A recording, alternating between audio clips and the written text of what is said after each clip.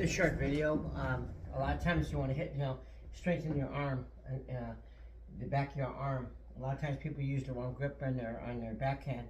When you use a grip, you want to have your knuckle on top. And a great way to practice is just like I've been using different hammers to get strength, and I just practice with a hammer and build up strength. A motion like this. Sometimes people take those stretch bands and they'll go like this, and they'll pull the stretch bands. I've seen them do that to strengthen the back of their arm. Good way is just take a hammer and practice hammering. It's amazing how much power you can get when you hammer, whether it's this way for a serve or where it's this way for your backhand, and also you can do it for your forehand too. And so I'm going to put it between sort of a racket, and I'm taking an old Prince racket. I use all different rackets. This is a Prince. I'm not sure what a Prince. It's kind of a neat racket. Plays nice, and so I'm going to just use an old racket and just practice strengthen my backhand on this side of my arm. And it gets actually kind of heavy. I don't lift weights, but I like to practice and find ways to practice a little bit every day. I wish I could do more.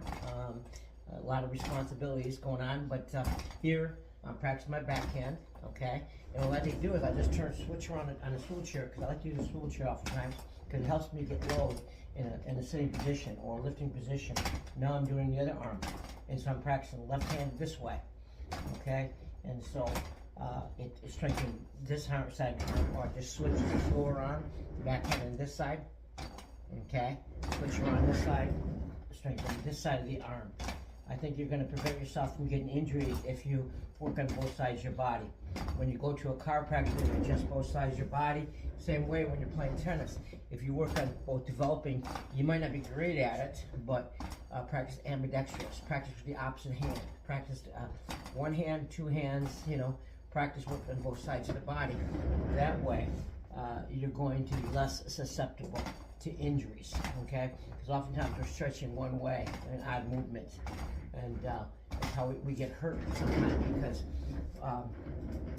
we're not used to the weakness on one side or the other. And so here's a great way of practicing with a hammer, okay? And just to give you an idea, so you get a hammer. It's a heavy hammer now. It's not. This one's not light, okay? So practice. You can practice serves if I want to. I can also put it like here, and then I also practice forehands, okay? I like to do the chair, like I said, because tennis is what kind of motion?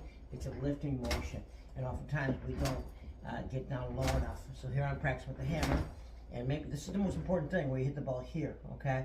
And a lot of pros are talking about patting your racket down like this, and then various ways, ATP.